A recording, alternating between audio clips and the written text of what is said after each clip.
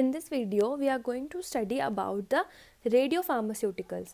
As the name suggests, radiopharmaceuticals में हम पढ़ने वाले हैं about the compound that have the property of radioactivity and are used in the pharmaceutical sciences. ठीक है, तो बहुत सारे ऐसे substances, बहुत सारे ऐसे compounds होते हैं that have a tendency to emit the radiations, जिसकी वजह से हमारी बहुत सारी फार्मास्यूटिकल उसके यूजेस होते हैं. ठीक है, तो ये जो कंपाउंड्स हैं ये हम पढ़ने वाले हैं under this topic. So radioactivity was first noticed by Henry Becquerel in 1895 in uranium salts. तो ये चीज़ हमें, ये जो हमारे ऐसी चीज़ें जो होती हैं ये हमें कॉम्पिटिशन लेवल के लिए बहुत हेल्पफुल होती हैं. वैसे तो आप अगर एग्ज़ाम पॉइंट ऑफ व्यू से देखें तो अगर आप ये इतना नहीं भी ध्यान रखेंगे तो इट विल बी ओके, पर ये हमारे सिर्फ जनरल नॉलेज के लिए है. Radioactivity is defined as nuclear instability which result in the radiation और emission of particles from nuclei. Radioactivity कौन सी क्या है? Nuclear instability. It is a property of nuclear instability, जिससे अल्टीमेटली क्या होता है, that results in the radiation और emission of particles from nuclei. Radioactive substances are having a common property of emitting rays और particles. जो radioactive substances हैं वो भी कंपाउंड जो रेडियो एक्टिविटी पोजेस करते हैं, उनके पास उनको एक प्रॉपर्टी होती है ऑफ एमिटिंग रेज और particles. About 40 elements are known which are radio active. Almost 40 elements ऐसे हैं, मतलब एक आध इधर उधर हो सकता है, that have tendency to show the radioactivity because they are unstable and they undergo spontaneous decomposition accompanied by the emission of rays. मतलब कि डिकम्पोजिशन के साथ साथ जो रेस का एमिशन है वो भी कंटिन्यू रहता है. Compounds of the substances which emit radiation and which are used in medicine are known as radio pharmaceutical. ऐसे कंपाउंड जो रेडिएशन भी एमिट करें और फार्मास्यूटिकल साइंस में हम यूज़ कर रहे हैं तो वो कलेक्टिवली क्या बोलेंगे हम उसको? Radio pharmaceuticals. They can be defined as chemical formulation containing a radio nuclei of adequate purity and safety suitable for the internal administration to human or for performing a test in vitro for medical purpose. ठीक है, radioactive compounds जो है, now let's see, they are used in the medicines for the following two purposes.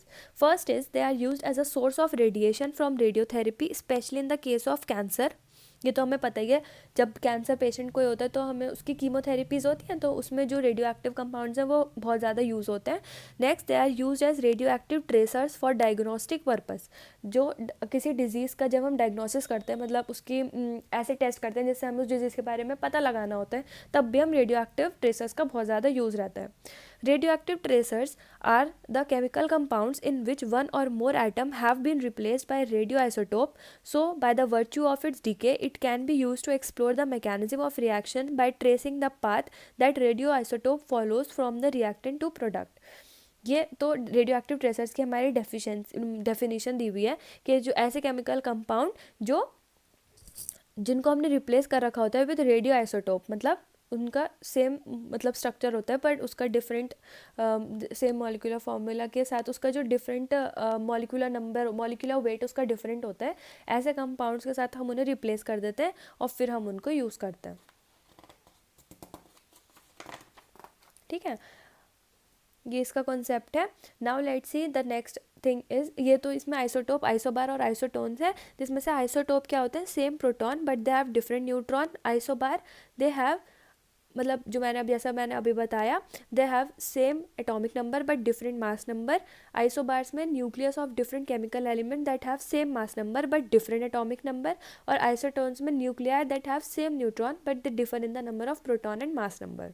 So these are the definition, या फिर मतलब ये short में आपके इन्फॉर्मेशन के लिए आइसोटोप, आइसोबार और आइसोटोन का introduction. Now next thing that we are going to study is half life. It can be defined as a time period in which a substance is reduced by 50% of its initial amount. मतलब जितना amount में वो total था उसका जो 50% है जब वो यूटिलाइज हो जाता है तो that is termed as its half life. This time remains constant regardless of the quantity of the substance present in initially. ठीक है, मतलब ये चीज़, ये जो हाफ लाइफ है ये हमेशा कांस्टेंट रहेगी. ये इसमें ये मैटर नहीं करेगी कि वो स्टार्टिंग में उसका कितना अमाउंट था या कितनी क्वांटिटी थी. The example of half life of radioactive isotopes, iodine की हाफ लाइफ है iodine that is 131 molecular formula 8 days. Sodium with that जिसका molecular formula is 22, it has half-life of 2.6 years. It is the half-life of the radioactive substances that determine its pharmaceutical importance. Successful experiments cannot be conventionally carried out due to very short half-life. On the other hand, if the half-life is long, the substance is not altered in any chemical and biological condition, and therefore half-life determination is desirable.